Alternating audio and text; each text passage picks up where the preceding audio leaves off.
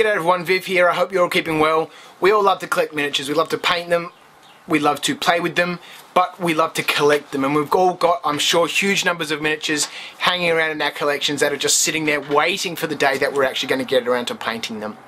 Now, one big thing that is quite common is for people to base their figures on scenic bases. Sometimes we make our own, sometimes we buy resin cast bases, and for those of us that have large collections or just want to fool around with creating and sculpting our own bases, we make silicone molds of them.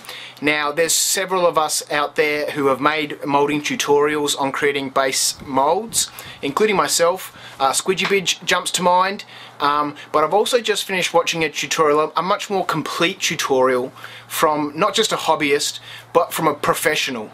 Someone who does this professionally for a living, Brian Gregory. So he works for a company called Trollforge Miniatures, and he does the prototyping of the molds that various people send to those guys to have cast. Now, I'm not an expert on Trollforge Miniatures, but perhaps they might be something similar to what we have here in Melbourne called Eureka Miniatures. Maybe you've seen some of Eureka stuff. I've mentioned them on the channel a couple times before. They're a casting company, so if you sculpt and mold your own stuff, you can send in your masters to Eureka, and they'll mold them and then create a production mold and cast them in white metal for you. Now, I'm not 100% sure if that's what Trollforge do or if they just mold their own stuff. I've got a feeling from some of the comments on some of Brian's videos that they also provide a molding service.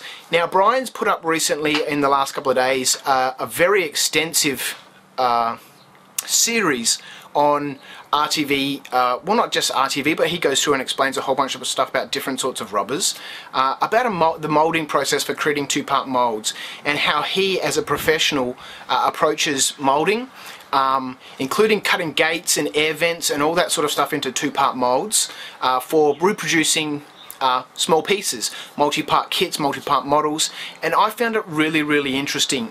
It was great fun to watch. I think there's 6 or 7 parts, I'm not quite sure how many there were, but I just wanted to highlight that if you are interested in molding, or you want to learn more about it, or you've seen some of the tutorials that I've done or other people have done, then I want to point you in Brian's direction. Now, I'll link his channel in the show notes in the description below. But I just wanted to say thanks to Brian for putting that content up. There is a lot of content on creating molds on YouTube, but I really enjoy Brian's. I'd recommend also another channel, Brick in the Yard. I think it's Brick in the Yard. I'm pretty sure it is. Anyway, you'll find their link also in the show notes. Now, those guys do a lot of stuff, and you'll find a whole bunch of different sorts of molding techniques on their channel for all different sorts of stuff. They're not a hobby-related company. They're from what I can gather, a props company. They make a lot of props, mold a lot of stuff, including body casting, life casting, prop casting, a whole bunch of different sorts of casting, two-part casting, single block mold casting, cavity casts, a whole bunch of different sorts of stuff. So if you're interested in learning more about casting, go check out those two channels, Brian Gregory and Brick in the Yard. I found them both to be excellent resources, certainly Brick in the Yard because they've got so much content on the casting process for different types of models, scenery-wise, for small piece-wise. Two excellent resources. So I thought I'd quickly jump on here and just verbally on film say thanks to Brian. We exchanged a few comments back and forward, and I just wanted to give him the recognition that he deserves, because he's put a lot of effort into producing those videos, and not just from a hobby perspective. This guy is a professional. So go and check him out, watch his videos, make some comments, and perhaps you might learn a thing like I did.